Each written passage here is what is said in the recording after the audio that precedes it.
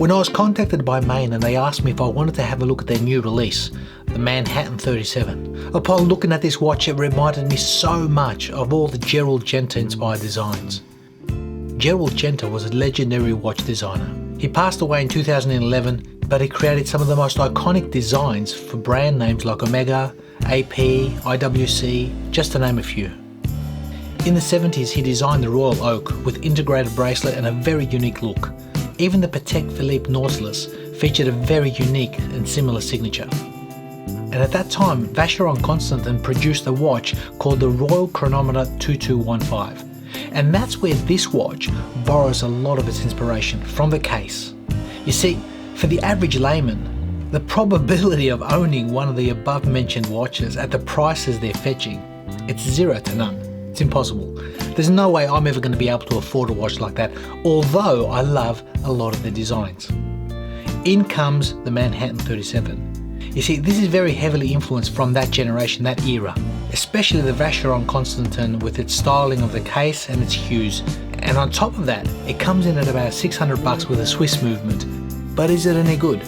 Let's check this thing out.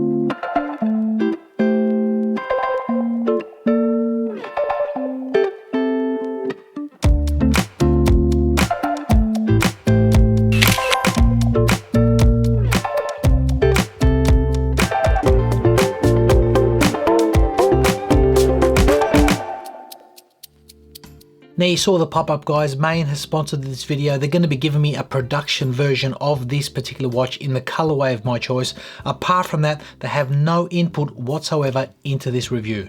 And I wanted to get this watch on the channel for a reason, because as I mentioned in the intro, you know what? There's no way I'm ever going to be able to afford an AP, a Patek Philippe. These watches are out of my price category, out of my price range. But when companies like this make watches that are inspired from that generation, from that time period, the 70s. See, I'm a child of the late 60s. I was born in 67, as my signature says PK67. And I grew up in the 70s and I saw watches like this sort of styling with integrated bracelets on men's hands. And I loved them. And to me, it brings back my youth, nostalgia, and something that I couldn't get back then. And yet today, we've got an opportunity to own watches. They're not the originals, they're not blatant copies, but they got their own personal flair, which I like. Now this is a prototype, guys. The watch that I have in my hands is a prototype. So you're gonna see flaws and you're gonna see dust and you're gonna see marks. That's a given. But I'm looking at the execution and finishing, and I'll tell you what, they've done a really good job. For $600, this watch is attainable by the average layman who wants to have that particular look on their wrist. So what are the dimensions of this particular watch? Well, I measure a case diameter of exactly 36.8 millimeters. I measure the case height of 10.3 mil to the top of that sapphire crystal, and I measure a lug-to-lug distance with the integrated bracelet of exactly 48.2 mil. Now the crown shape is octagonal and I measure a size between 5.5 to 5.9 millimeters. It's a non-screw down crown and the water resistance is 5 atmospheres or 50 meters. And the total weight of this watch as it is comes in at exactly 118 grams. Now it's not sized to my 18 centimeter wrist. It's a little bit tight, so ideally there should be one extra link, but they've only sent me the watch as is. It is a prototype. I estimate add another 5-6 grams on top of that 118. Now on my wrist, as you can see, the watch has got a very, very classic feel, very 70s. With that integrated bracelet, the footprint at 37 mil is wonderful. It's just a unique, classy looking size, and that height coming in at 10.3 mil, not a problem whatsoever. The bracelet, it seems to taper from 22 mil all the way down to the clasp at 15.9. So a really nice classical taper. It's comfortable, albeit it is a little bit tight because I don't have an extra link to actually size it. But the bracelet is one of the heroes of this watch. As you can see, the links, they articulate beautifully, very, very well finished, great brushing, great execution of high polished, screw pins. It features a butterfly clasp, as you can see, male and female links, and they bond into each other. Twin triggers to release, and overall quality finish is exceptional. It's really, really well executed.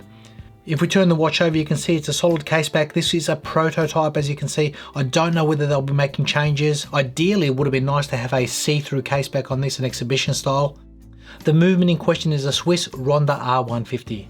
It beats at 28,800 vibrations per hour. It has 40 hours power reserve. It's good to see it's being used in a watch like this, which features a nice thin profile. Now, I did say that the crown is octagonal. As you can see, 8 sides. It's signed, it's not screwed down. We can pull it out twice and we can hack that movement. The second hand stops. We can adjust the time to wherever we want and we can start that movement. A single click will allow us to adjust that date, 9th, 10th, 11th, as you can see, and start it up again. The winding experience is quite nice. It's got a beautiful resistance with that Swiss Ronda. Now you notice the date at the 3 o'clock, it's white. It balances out those indices, those markers. It's not framed. It would have been nice to have a nice framing around it, just like those indices. But as far as balance, I think the symmetry of the dial, you've got your logo, Manhattan 37 automatic, nicely balanced. Now, I did mention that the watch comes in different colorways from black, gray, salmon, and this particular blue. I'll give the link in the description, their website. Check them out, guys. The striping and finishing of that dial is superb. Now, what are the likes and dislikes of this watch? Well, first and foremost, that crown.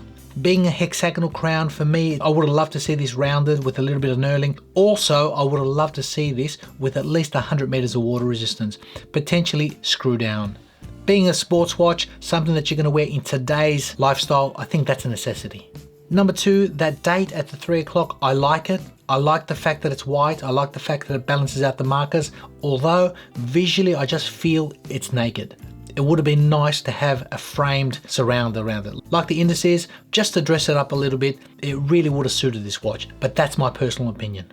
The strap itself I think is spectacular, it's superb.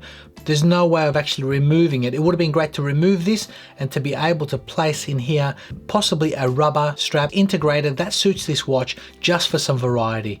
Really would have elevated this watch. But in saying that, the bracelet is spectacular. It is brilliant. And the last dislike is that case back. I would have loved to see a display case back, an exhibition, just to see that Swiss Ronda movement. You've only got 10 mils of height. I don't think you would have sacrificed too much height. It would have been nice to be able to see the heart of this watch. Now, as far as the likes go in this watch, very simple. The build quality, the finishing, it's on a very, very high level at this price point. The tolerances are tight. It feels premium in the hand, especially this bracelet. It feels solid. I've not had an issue, albeit it is a prototype. The dial pattern on this watch is superb. That's another like of mine. I think the stripes and the Côte de Genève finish is really nice. It catches the light in such a unique way. It adds depth and some finesse to a pretty much standard layout. The 70s design and inspiration, I think it does really well. Like I said, it borrows a lot of its inspiration from Gerald Genta inspired watches of that period, especially the Vacheron Royal Chronometer 2215. I think if you look at all watches these days, manufacturers are cross-borrowing designs, ideas, thoughts. There's nothing really new under the sun, but there's quite a bit of uniqueness here in this particular watch. I like the period from which it's borrowing its design from. Overall, I think the finishing and the product that they've developed is in the hand, is of top level, especially at that price point of 600 bucks. Let me know your thoughts, guys. Let me know what you think. As far as quality, I can't fault it. As far as finishing, I think it's really, really well executed. The rest of it's up to you. Design, the look, the wearability has been great. So happy to have got it on the channel just to feature it for you guys. If they make 1 or 2 small changes on this watch, like I mentioned in the dislikes, from that frame date to maybe a screw down crown and 100 meters of water resistance, really, really decent offering at a really decent price. Thanks for watching, guys. Once again, hit me up in the comments and we'll see you in the next video.